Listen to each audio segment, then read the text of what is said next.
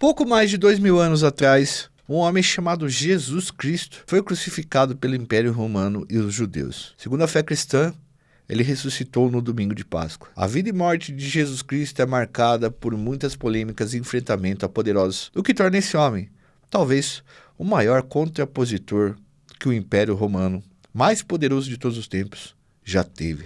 Fala pessoal, como é que vocês estão? Hoje vamos falar sobre um dos homens mais importantes da história da humanidade. Vamos falar também do santo, mas do homem.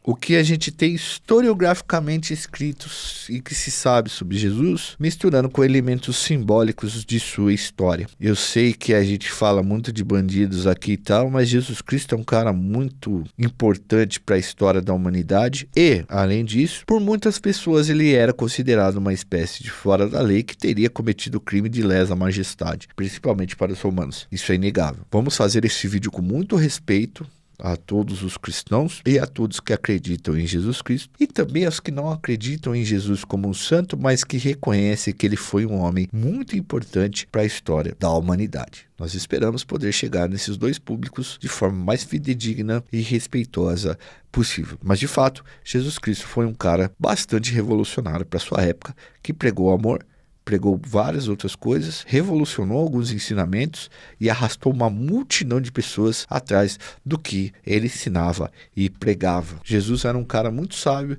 e eu espero que a gente possa conseguir aqui transmitir pelo menos uma porcentagem fidedigna da história e da vida desse famoso personagem, homem e, obviamente, ser divino da história do mundo, certo? Fica com a gente. Edu, roda a vinheta.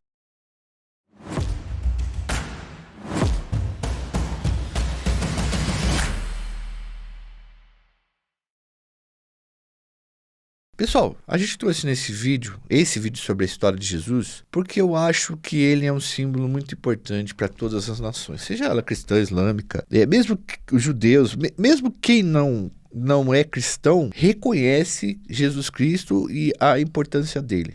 Não tanto quanto os cristãos, mas reconhece. Eu explico aqui já a princípio que eu acredito na existência de Jesus, tá? E a ciência também acredita nisso. Para historiadores sérios, Jesus realmente existiu e andou pela Judéia e pela Galileia. Mas a gente pede também aos nossos inscritos muita calma, porque essa é uma visão historiográfica de Jesus. Lógico que tem elementos simbólicos, mas tem uma visão mais historiográfica, mais materialista. Existem outras versões, complementos, que a gente não vai conseguir abarcar, porque, enfim, Jesus teve a vida escrita por muita gente. Eu falo isso porque quando eu falei de Jesus uma vez no nosso canal, lá no comecinho, nós fomos vítimas de muito ódio, de pessoas que se diziam seguidoras de Jesus, mas que, na verdade, só expeliram ódio sobre a gente apenas pelo fato da gente estar abordando a vida de Jesus. E o ódio não faz parte do Jesus que nós conhecemos, tanto na historiografia quanto da parte simbólica e nas escrituras sagradas, que também são uma forma de estudo da historiografia. Antes de falar de Jesus, a gente precisa entender o contexto político e religioso da época.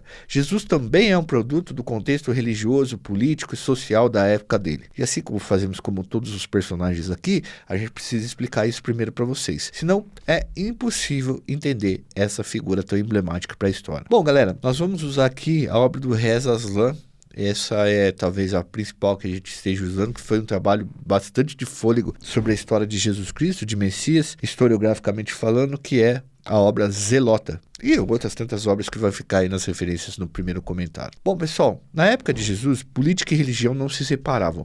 É bom que a gente consiga entender isso. A política e a religião eram a mesma coisa, elas eram intrinsecamente ligadas. Na verdade, nem existia essa separação. A gente nem pode falar de política de um lado e religião do outro. Não existia uma laicidade. O sacerdote, ele era o líder político era sacerdote. Ponto. O Templo de Israel era o principal local de culto e era também a sede do poder político. É como se fosse um templo e uma sede, sei lá, Brasília, Palácio do Planalto e o Templo de Salomão juntos, sacou? Seria mais ou menos uma coisa desse tipo. Então qualquer atitude religiosa de Jesus acabava tendo desdobramentos políticos e qualquer atitude política de Jesus acabava tendo desdobramentos religiosos, ok? para vocês entenderem isso. É bom a gente compreender essa premissa para entender melhor que Jesus realmente pode ser visto como alguém que afrontou o sistema em nome de Deus. E é por isso que ele foi crucificado. Além da questão espiritual e simbólica religiosa da coisa, ele também deu problema para muitos poderosos. E por isso que ele foi para a cruz. Não seja ingênuo. A gente vai abordar então o Jesus histórico, religioso e político e simbólico que eles se misturam, não conseguindo fazer essa separação. Jesus nasceu no reino de Israel. O reino de Israel seria um sistema político ali, né, que era monárquico e reunia o povo hebreu, que depois vai ser chamado de povo judeu. A região foi conquistada pelos romanos em 63 a.C.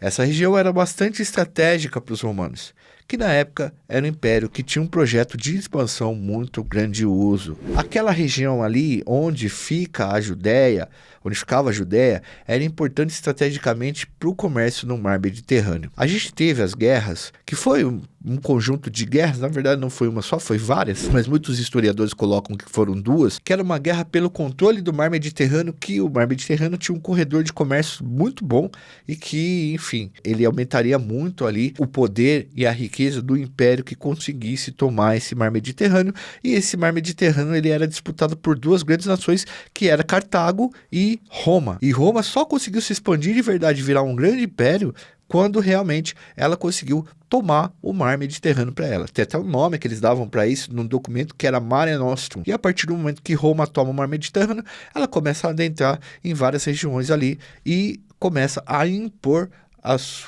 o seu império sobre os outros locais. E a característica do domínio dos romanos era a seguinte: os romanos invadiam o local com o exército, tá? Com as forças armadas, como se faz todo mundo, pilhavam coisas. Só que para ter uma dominação, eles procuravam não intervir tanto culturalmente no espaço. Era uma ocupação militar e que cobrava os impostos. Era basicamente isso. Eles custodiavam as pessoas, tutelavam as pessoas ali, mas o que eles faziam? Eles geralmente não interviam tanto na cultura daquelas pessoas, a não ser que a cultura fizesse com que essas pessoas se rebelassem contra o Império Romano, beleza? Geralmente, os romanos colocavam para governar o local alguém do próprio povo de onde eles invadiam, enquanto membros do Império supervisionavam esse governo. Então os caras chegavam, entravam, falavam assim: ó, vocês vão poder continuar com as suas práticas culturais, eu não tô nem aí para tua religião, o que eu quero aqui é cobrar os seus impostos e pilhar as coisas que vocês têm, e vocês devem obediência a mim. Mas eu pego uma pessoa aqui que é da monarquia,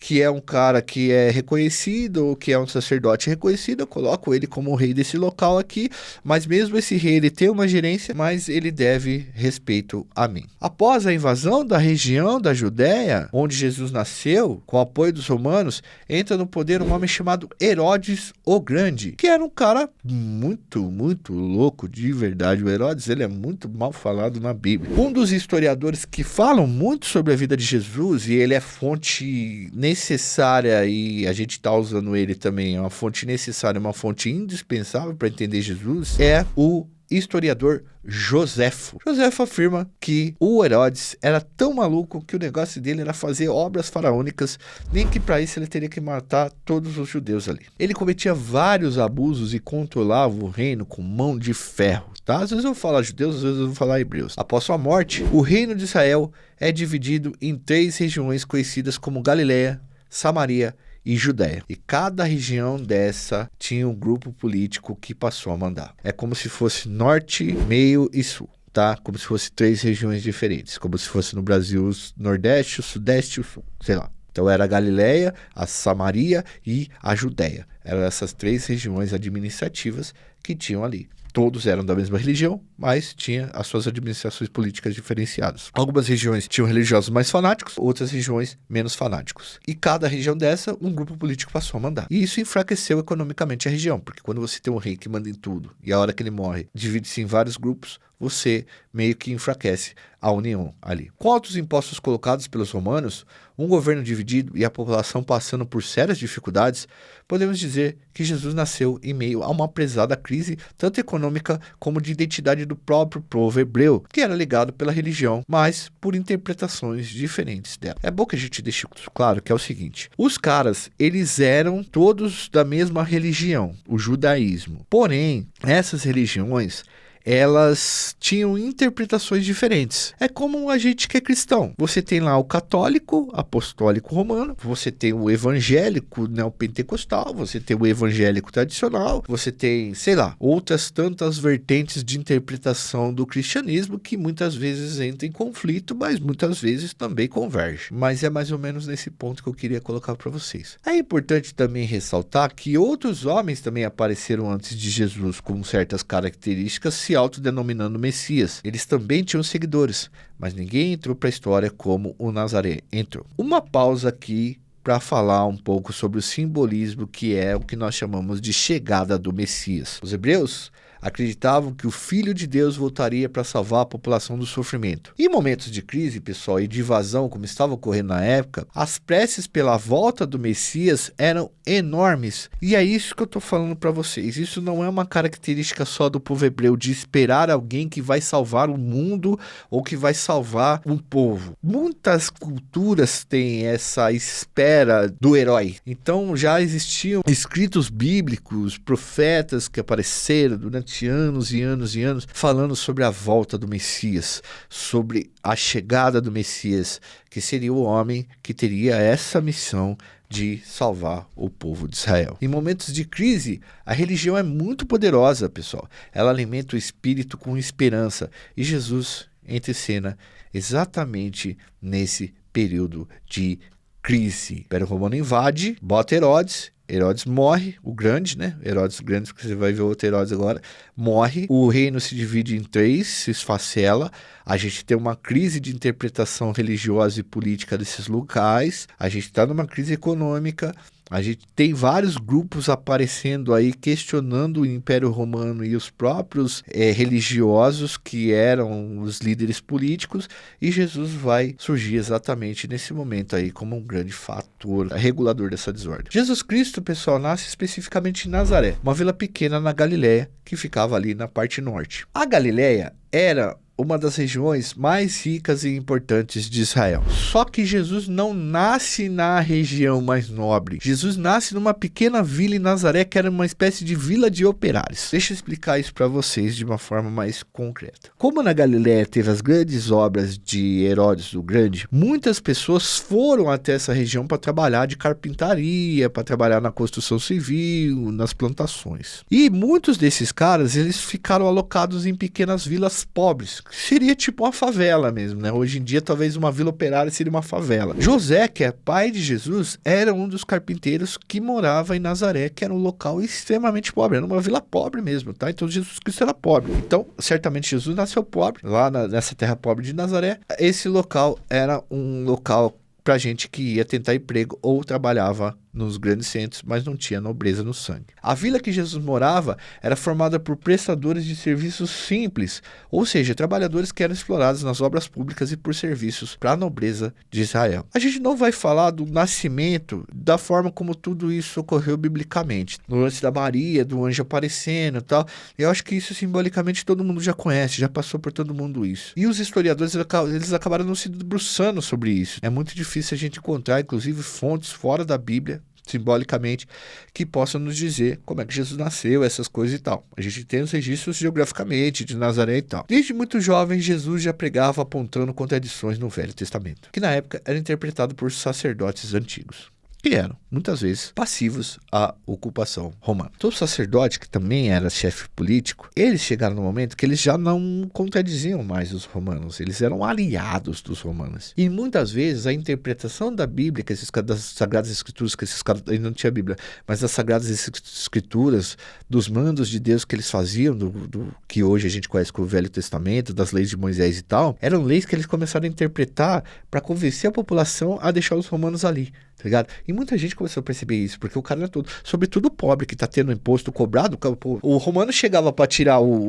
pra cobrar o imposto, Fernandão, levava a cabrita do cara, a cabra do cara, tá ligado? E aí você pega um líder religioso, político, e o líder tá falando que os romanos estão certos de colocar ali porque Deus falou. Entendeu como é que começa a causar umas contradições? Mas aí você tem que arrumar gente que se levante contra isso, né? O judaísmo, que era a religião dos hebreus, acreditava que um dia o enviado de Deus viria para acalentar o sofrimento da população. Mas a presença de Messias faria os poderosos sacerdotes e chefes do templo perderem espaço. Então, para os sacerdotes e donos do templo que eram compactuadores com os romanos, era bom que o Messias nunca aparecesse, e lógico que toda pessoa que dizia que era Messias que aparecesse, os caras queriam desmascarar, descredibilizar e, se puder, mandar para a cruz. Então, na época, um pouco antes de Jesus, apareceram vários caras falando que era o Messias também, e foram todos enforcados, ou aconteceu várias coisas com os caras, eles foram executados ou tiveram a prisão decretada. Inclusive, é importante ressaltar que na região de Jesus existiam 3 grupos diferentes, com visões diferentes das escrituras e interpretações, como eu falei para vocês. Ali existia 3 grupos de segmentos religiosos diferentes, tá? E que acabaram tendo características culturais diferentes também, mas todos faziam parte do grupo de Israel. Lembra que eu falei que os 3 lugares tinham 3 percepções religiosas diferentes? Então, a gente tinha os fariseus, os seduceus e os zelotes ou zelotas. Então, bota aí, fariseus, seduceus e os zelotes. Na Bíblia, os caras falam muito mal dos fariseus, né? Os fariseus hoje seriam o que hoje seriam os fanáticos religiosos. A interpretação deles era o pé da letra das escrituras, eram contra qualquer forma de atualização das interpretações. Eles vão se colocar amplamente contra Jesus Cristo, porque eles achavam que Jesus Cristo viria ali para renovar as escrituras, e para eles era o pé da letra. Os seduceus era o grupo dos ricos, as famílias tradicionais, que geralmente eram eles que dominavam a política e a riqueza produzida pela Judéia. E geralmente eram os seduceus que eram os caras que controlavam essa narrativa que eu disse para vocês de compactuar com os romanos. Usar as escrituras sagradas, as normas sagradas de Deus, para convencer a população que os judeus, que os romanos poderiam ficar ali, que não precisavam se rebelar contra eles. Muitos de seus membros, dos seduceus, eram acusados de contribuir, como eu disse para vocês, com os romanos. E eles serão responsáveis pela crucificação de Jesus Cristo, cena dos próximos capítulos, ok? Vocês já entendem que Jesus Cristo vai começar a dar problema aí para esses caras. Há autores que defendem que Jesus fazia parte do terceiro grupo, dos zelotes, os zelotas, tá? Esse grupo tinha uma tradição de batizar os seus membros em rios, depois esses mesmos membros passavam por um processo de purificação no deserto. Fato observado na vida de Jesus. Veja, eu estou falando de historiografia, pelo amor de Deus, até o José em certo momento fala isso. Vamos tentar não bater em mim aqui nesse ponto. Olha o tanto de aspas que eu tenho que abrir para falar de uma figura como Jesus Cristo, que é uma figura tão amável quanto ele. É o seguinte, segundo os historiadores que estudaram o grupo zelota tinha uma tradição de batismo na água, que acontece com Jesus, né, Fernandão? Com o João Batista, que é primo dele.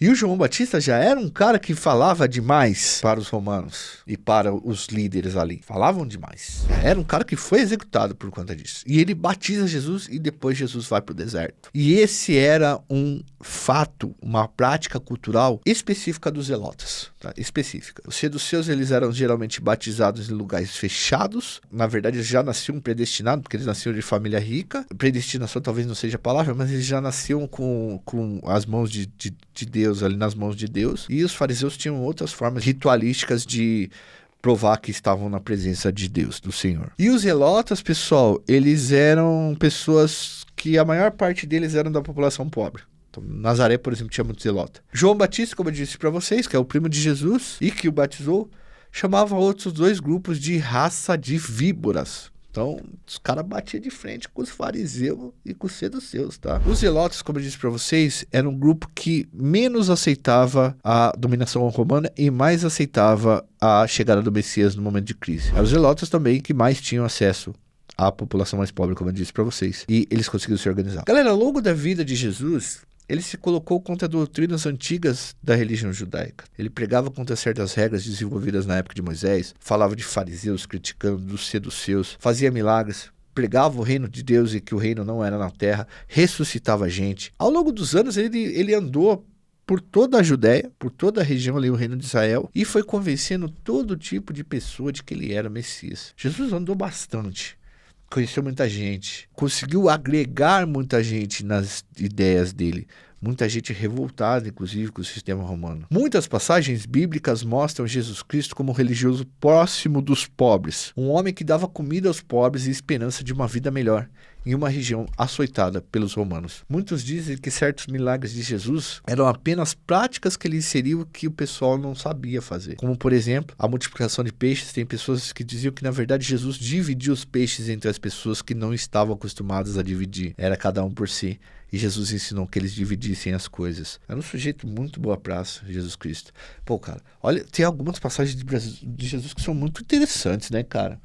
Tipo da mulher que tá sendo apedrejada, Jesus já chega pros caras tudo ali, sedento pro sangue, e fala, aí, atira a primeira pedra quem não tiver pecado. Maria Madalena, por exemplo, que era uma mina do Job, Jesus Cristo, não, me segue já era. Sabe, Pedro, pescador, cobrador de impostos, sabe, tipo assim, Jesus Cristo lavar o pé de um cara, mano. Pô, Jesus era muito da hora mesmo, cara. Bom, após anos andando pela Galiléia, Samaria, Judéia, Jesus já era famoso e tinha inúmeros seguidores. E chega um momento que o verdadeiro rei precisa adentrar no seu reino. E Jesus, ele vai chegar em Jerusalém. Jerusalém era a sede política, econômica e religiosa de Israel. Mas Jerusalém já não pertencia mais ao povo. O povo pobre ficava nas ruas da capital, passando fome, esfarrapados, sem comida, muitas vezes sem poder entrar no templo, muitas vezes sem poder consumir, apanhando de soldados romanos, apanhando de soldados dos seduceus. E Jesus chega e vê tudo aquilo. Esses eventos da chegada de Jesus em Jerusalém, nós chamamos de Semana Santa, ou eventos da Semana Santa. Mas é aí que vão se desenrolar os fatos que levarão à execução de Jesus Cristo. Quando Jesus entrou na cidade, reuniu-se uma legião de pobres ao seu lado. No templo, Jesus quebra bancas de comércio, coloca-se contra cobradores de impostos e uma afronta pesadíssima contra sacerdotes e membros da alta política dos seduceus. Todo mundo conhece essa história. A hora que Jesus chega no templo e ele observa que aquilo virou um grande comércio e que o povo de Deus não está mais na casa de Deus, Jesus Cristo mete o louco dentro do templo. Ele quebra coisa, ele derruba a barraca, ele joga moedas pro chão, dai a Deus o que é de Deus e dai a César o que é de César. O recado é claro, Jesus Cristo está afrontando os romanos e a ordem política religiosa vigente porque ele é Messias e ele veio para lutar pelos pobres, pela população mais pobres. Não pelo status quo que colabora com os romanos e com a opressão ao seu povo. Os judeus, dirigentes do templo, ao ver toda aquela destruição e a população gritando ávida pro lado de fora, passam a encarar a ideia de que Jesus de Nazaré poderia dar um golpe neles. E ele já estaria ali, Jesus, fomentando uma rebelião contra o status quo, fato que já ouvimos em muitos lugares na história. Desesperados, achando que perderiam poder ante uma revolta, os sacerdotes que controlavam o templo de Jerusalém se reúnem e resolvem crucificar Jesus. Veja, isso é interessante. Quando Jesus chega, ele começa a dar trabalho lá, tá ligado? Foi bem assim que aconteceu, segundo os historiadores. A população acha aquilo genial, boa parte. Só que há um conluio entre a influência dos seduceus, os fariseus e a mídia do período, né? Quem dava as informações, que começaram a falar que Jesus, na verdade, não teria quebrado o comércio, tá, Fernandão? Os comerciantes. Ele teria quebrado, na verdade, o templo, atacado Jesus, Deus, e dito que era o Messias. Isso criou uma manipulação que fez com que as massas, boa parte dessas massas, mas não era todo mundo, era quem tinha acesso a entrar lá na região que ficava próximo do templo, que era pouca gente. O grande povão mesmo não assistiu Jesus a hora que ele é colocado por julgamento, tá? A gente já sabe disso. Houve uma manipulação para que a população achasse que Jesus teria infringido a regra e quebrado coisas sagradas dentro do templo, e não metido louco nos comerciantes lá que estavam ganhando dinheiro lá. Só para vocês terem uma noção, tá? Jesus é capturado porque ele faz tudo aquilo tal e ele foge, e os caras falam assim, não foge não, ele vai pra floresta e nós vamos meter o louco nele, acontece aquela traição do Judas, todas aquelas coisas lá. E Jesus foi acusado de vários crimes, no mínimo 5 crimes Jesus foi acusado e condenado. Agora, os 2 principais crimes que Jesus foi acusado e que o levou para a cruz, primeiro é o de sedição. Crime de sedição seria, pessoal, você ir contra uma autoridade sagrada, religiosa. Dizia que ele tinha ido contra Deus, Roma e os sacerdotes que falavam por Deus. Então ele teria encarado 3 pessoas ali. 3 pessoas não, 3 entes muito importantes. Essa sedição levou ele a ser considerado um bandido perigoso, como se fosse um crime hediondo. Só que o que levou ele a ser crucificado foi o crime de se autodenominar como Messias. Isso era um crime que, inclusive, Roma incentivava muito que fosse bem punido porque uma vez que o cara convencesse as pessoas ali, a população, de que ele era o Messias, ia ter uma revolta que seria muito difícil de conter. Os romanos não crucificavam muitas pessoas ali. Eles deixavam a crucificação para crimes como roubo relacionado ao Império Romano ou afronta ao Império Romano. Aqueles ladrões que estavam com Jesus Cristo lá, eles não eram ladrões de roubar uma galinha, uma cabra. Não, eles eram pessoas que eles enfrentaram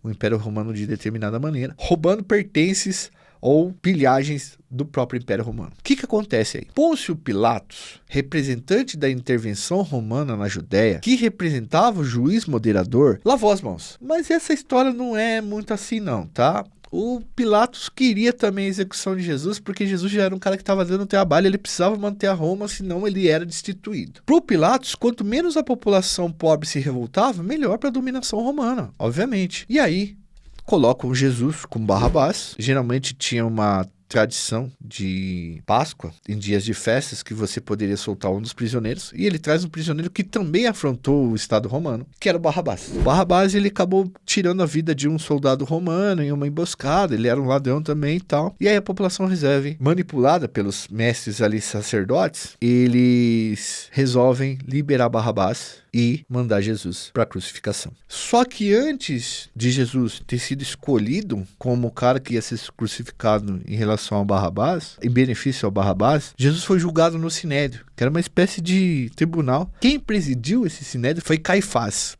Caifás era um sumo sacerdote, como se fosse um presidente ali da época, um governante ali da época dos judeus. E ele tinha um interesse que Jesus fosse executado, porque era um cara que estava chegando aí criticando muita gente, né? Inclusive, ele sofreu pressão dos comerciantes do tempo, que disseram, pô, se esse cara vier de novo aqui, ele crescer, vai ser difícil cortar as asas dele. O Caifás foi um desses responsáveis. Depois que eles condenam Jesus, ele leva pro Pôncio Pilatos.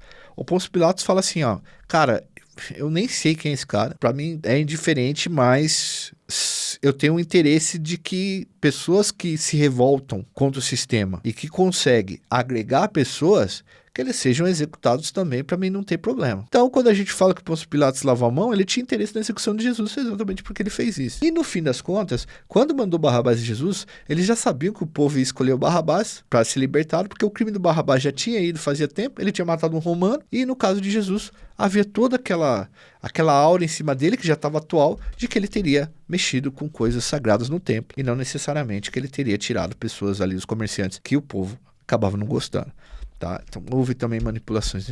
E Jesus foi enviado para a cruz, como vocês sabem. Ele morreu na cruz e depois, simbolicamente, sobre as escrituras e tal, ele ressuscitou. Porém, pessoal, Jesus não ficou gigante nesse período. Jesus vai ficar gigante aos olhos dos povos, de muitos povos, mais ou menos uns 50 anos depois da vinda da passagem dele pela Judéia, quando o cristianismo passa a dialogar com a população mais pobre de Roma. Nessa época, a história de Jesus é reescrita, compilada, e aí temos o verdadeiro nascimento do Jesus religioso, como a maior parte da população conhece hoje. Por quê? O Império Romano, ali 70 depois de Cristo, mais ou menos e tal, o Império Romano ele acaba expulsando os hebreus de lá, e depois causa diáspora dos hebreus, mas muitos desses hebreus começam a entrar em Roma, e ao entrar em Roma o cristianismo também começa a entrar, e o cristianismo ele começa a adentrar, se infiltrar nas camadas mais pobres da população em um momento de muita crise política romana. E essa religião, o cristianismo, ele começa a ficar tão forte ali, que chega uma hora que até os imperadores romanos precisam adotar essa religião, até para ganhar guerras, porque quando você unifica as pessoas religiosamente, elas ficam mais fortes em grupo, o comportamento de grupo delas melhora. O cristianismo é uma religião de pobre que derrubou impérios através dos pobres. Olha que louco isso daí, tá? Então a gente nunca pode afastar Jesus Cristo dessa figura dos mais pobres, beleza? É um recado. Bom, para nós, Jesus foi uma espécie de homem que se colocou contra o sistema, que foi executado na cruz por se colocar contra a ordem vigente, em um momento pesado de crise e ocupação do território onde os judeus moravam, e a sua face, sua memória, sua história e sua caminhada, peregrinação, são conhecidas de nós até hoje, e a gente está apresentando para vocês nesse belo domingo de Páscoa. Que vocês possam aproveitar esse domingo com a família de vocês. Caso vocês não estejam assistindo esse vídeo no domingo de Páscoa, saiba que ele foi feito nesse momento e nessa Semana Santa, exatamente para passar para todos os cristãos e quem não são cristãos essa figura tão importante para nossa história. Você pode gostar ou não gostar de Jesus, mas você não passa indiferente por Jesus Cristo, certo? Galera, antes de ir embora, ajuda a gente no Apoia-se a partir de R$2 por mês. Somente R$2 por mês. Vocês dão uma força pro nosso canal, ajuda a gente a produzir cada vez mais e cada vez melhor. É um jeito muito fácil e seguro de vocês nos darem uma força, tá, pessoal? E a gente precisa bastante disso. Muitas das coisas que a gente fala aqui podem sofrer restrições de monetização, enfim. Isso nos ajuda demais. Além disso, vocês podem, por menos de uma lata de refrigerante por mês, virarem membros do nosso canal e ajudar a gente a produzir cada vez mais e melhor. Galera, quando eu falo ajudar a gente a produzir cada vez mais e melhor, é que a gente vai responder mesmo o que vocês... se vocês nos ajudarem. A gente vai melhorar cada vez mais a qualidade do nosso trabalho aqui. E para agradecer vocês, toda sexta-feira, toda semana, toda sexta, a gente manda um vídeo novo para vocês aí. Firmeza? Um forte abraço a todos, valeu, até uma próxima. Vê se pega leve nos comentários aí, porque o vídeo sobre Jesus foi feito com um grande carinho e na maior das boas intenções.